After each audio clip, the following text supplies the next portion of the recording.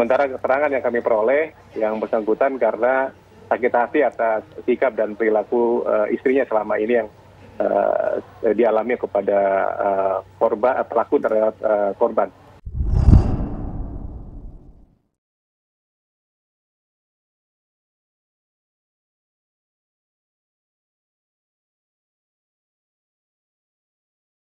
Halo sobat, izinkan kami memperkenalkan diri. Channel ini membahas kejadian-kejadian yang mengerikan yang terjadi pada suatu hubungan percintaan. Semoga channel ini bisa menghibur Anda. Terima kasih. Cekcok dengan suami, warga negara asal Timur Tengah, seorang istri muda mengalami kekerasan dalam rumah tangga di Cianjur, Jawa Barat pada Sabtu dini hari tadi. Korban disiram air keras dan dianiaya sehingga terdapat sejumlah luka di tubuhnya. Assalamualaikum. Sobat kisah nyata, apa kabarnya? Semoga kamu dan keluarga dalam lindungan Tuhan yang Maha Kuasa. Amin. Cerita kali ini berasal dari daerah Pulau Jawa lagi. Ada seorang perempuan keturunan Arab yang meninggal dunia karena dihabisi oleh suaminya sendiri yang baru saja menikah. Kenapa hal ini bisa terjadi?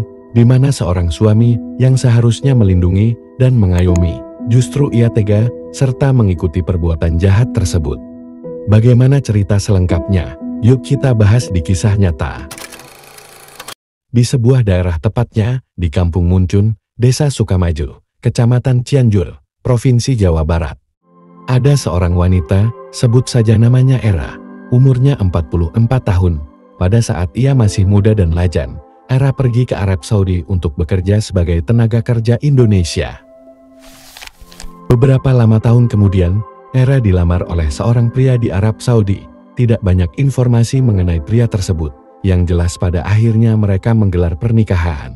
Era dan suaminya, selama menjalani bahtera rumah tangga, mereka dikaruniai seorang anak wanita. Anak mereka juga dianugerahi paras yang cantik, sebut saja namanya Rasa. Rasa ini seorang anak yang sangat disayang oleh kedua orang tuanya, walaupun kedua orang tuanya sibuk mencari nafkah. Rasa tetap merasa disayangi, dan keharmonisan rumah tangga mereka sangat terjaga. Kebahagiaan rumah tangga mereka sangatlah menyenangkan, tidak terkecuali ayahnya Rasa. Seiring berjalannya waktu, hari, bulan, dan tahun, ayahnya Rasa mengalami yang namanya ingat 5 perkara, sebelum 5 perkara, yaitu sehat sebelum sakit. Jadi sobat, ayahnya Rasa mengalami sakit. Sakitnya itu sangatlah parah, yang mengakibatkan ayahnya Rasa meninggal dunia. Keluarga Rasa pun berduka, dan mereka sangatlah bersedih atas kehilangan ayahnya Rasa.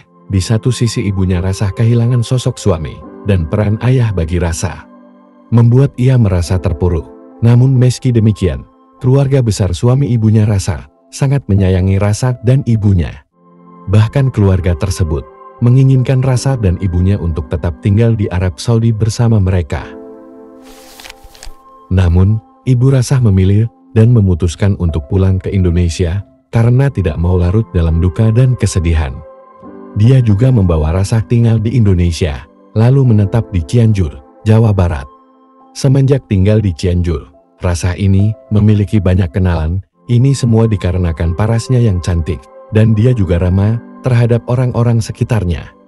Menurut kerabat dan orang-orang terdekatnya, Rasa dikenal sebagai sosok yang ceria dan ramah.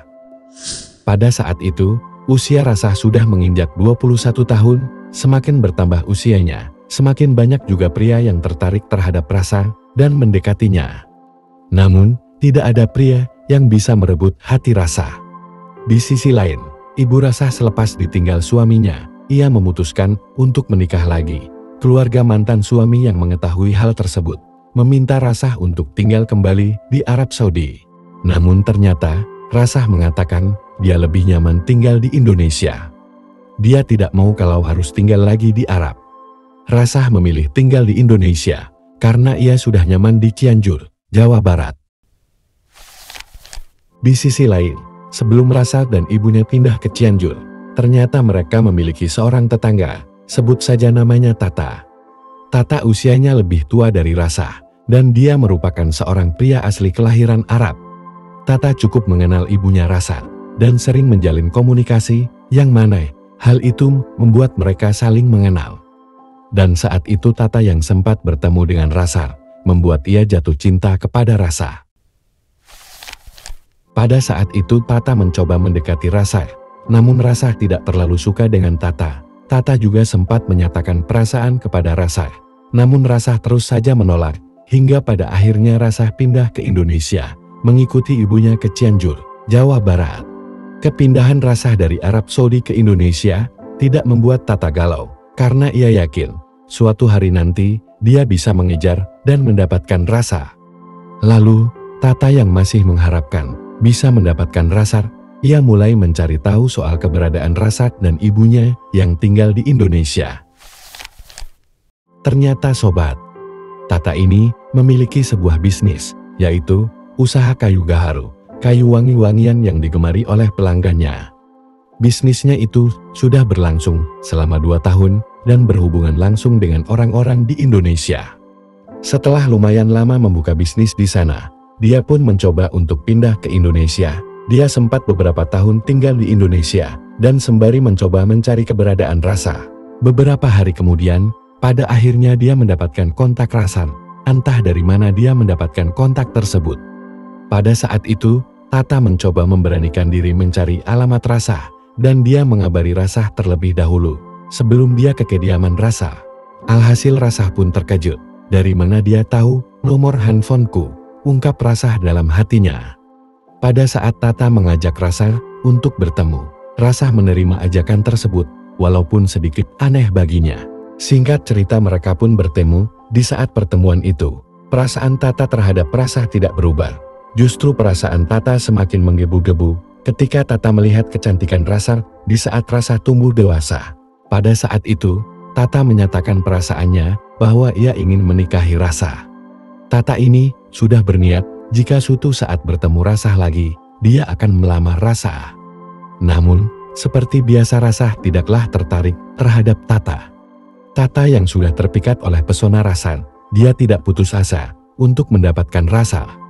Bahkan dia sudah melamar Rasar sebanyak 3 kali dan Rasar masih saja menolak Tata. Pada saat itu, Tata berpikir keras bagaimana merebut hati Rasar. Lalu saat itu, dia mencari cara lain dalam menaklukkan Rasar. Lalu Tata terpikir untuk membeli suatu barang untuk Rasar, berharap hati Rasar membuka perasaan terhadap Tata. Adapun barang tersebut adalah sebuah motor. Hal ini dilakukan Tata karena dia melihat kehidupan Rasar di Cianjur termasuk sederhana. Maka dari itu, Tata membelikan Rasar sebuah motor. Lalu pada saat Tata membelikan motor untuk Rasar, awalnya Rasar menolak, dia tidak ingin menerima pemberian dari Tata. Namun usaha Tata yang sangat keras, pada akhirnya Rasar mau tidak mau menerima pemberian dari Tata. Dimulai dari kejadian tersebutlah, Rasar yang sangat keras menolak Tata. Lama-kelamaan Rasar membuka hatinya untuk Tata. Beberapa waktu kemudian, Tata mencoba melamar Rasar kembali. Kali ini dia menjanjikan banyak hal, berupa mahar dengan jumlah uang sebesar 150 juta, terus juga akan memberikan villa, mobil, rumah, pokoknya semua yang Rasar inginkan. Lalu Rasar di saat itu, melihat keseriusan Tata, tidaklah main-main, membuat dia mau menikah dengan Tata, dengan syarat mereka hanya nikah kontrak. Pada saat itu, Tata yang sudah sangat suka dan sayang terhadap Rasar, mengiyakan syarat yang diberikan oleh Rasar. Entah itu nikah kontrak, nikah sewa, apapun itu, yang penting Tata bisa mendapatkan Rasar. Lalu mereka berdua menyepakati pernikahan tersebut, dan menandatangani kontrak yang sudah mereka buat bersama. Mereka membuat kontrak itu, dengan isi kontrak Tata harus menepati janjinya, untuk memberikan semua yang sudah dijanjikan kepada Rasar. Dan bila nantinya Tata mengingkari janjinya, dia harus membayar denda kepada Rasar sebesar 1 miliar rupiah. Singkat cerita mereka pun menikah. Rasar yang berharap hidupnya bahagia saat melakukan nikah kontrak, justru kehidupannya berubah jadi kesengsaraan. Tata yang tidak bisa bahasa Indonesia, jika ingin bepergian kemana-mana, dia harus mengajak Rasar, supaya interaksi antara Tata dengan warga lokal berjalan dengan lancar. Tidak hanya itu, kehidupan Rasar dikekang oleh Tata. Sarah tidak boleh bepergian untuk bermain bersama teman-temannya. Bahkan pernah suatu waktu, Rasar yang hendak ke minimarket di depan gang rumahnya tidak dibolehkan oleh Tata. Baru beberapa minggu Rasah menikah kontrak. Dia sangat tidak nyaman dengan sikap Tata. Tidak hanya mengekang, Tata juga suka melakukan kekerasan dalam rumah tangga. Tata juga suka melakukan hal yang bodoh lainnya, sama halnya yang dilakukan beberapa oleh orang lokal, yaitu parkir mobil sembarangan. Dan yang membuat paling kesal para warga adalah Tata ini tidak bisa berbahasa Indonesia, sehingga pada saat diperingati warga, Tata ini sangatlah cuek terhadap keluhan warga.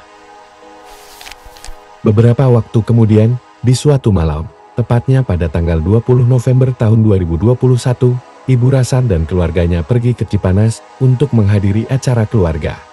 Sedangkan Rasah, yang tadinya ingin ikut bersama ibunya, ternyata dilarang oleh Tata. Lalu di malam itu, entah dasar apa Tata menuduh Rasah berselingkuh. Seketika Rasah bingung, bagaimana bisa berselingkuh, sedangkan Rasah 24 jam bersama Tata. Kemudian Rasah membela diri dengan cara memberikan penjelasan kepada Tata, namun Tata tidak bisa menerima alasan apapun dari Rasah. Dia terlanjur emosi dan tiba-tiba menyakiti Rasah secara fisik. Tata menarik-narik rambut Rasah, sehingga Rasah teriak kesakitan. Mendengar teriakan tersebut, Tata bukannya menghentikan perbuatannya, justru dia membenturkan beberapa kali kepala Rasah. Tiba-tiba Tata melepaskan Rasah, lalu dia mengambil sebuah botol yang isinya air keras. Tanpa belas kasih dia menyiramkan air keras ke seluruh tubuh Rasah.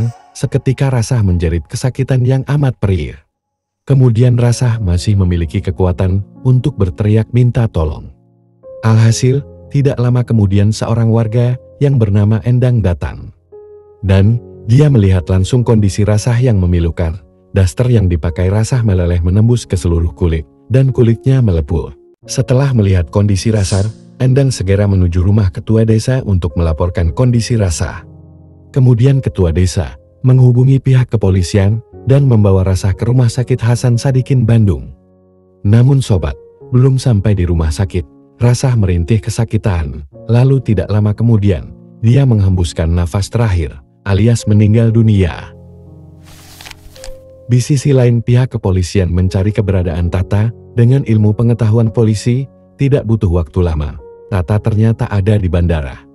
Sesampainya di bandara, benar saja, polisi menangkap Tata ada di sana. Dia hendak melarikan diri. Atas perbuatannya tersebut, Tata dijatuhi hukuman mati oleh otoritas Indonesia. Sesungguhnya, Allah mencintai orang-orang yang bertobat. Baik sobat, sampai di sini kisah nyata hari ini. Bagikan cerita ini ke keluarga kalian agar mereka tahu juga bahwa kisah ini ada di kehidupan kita.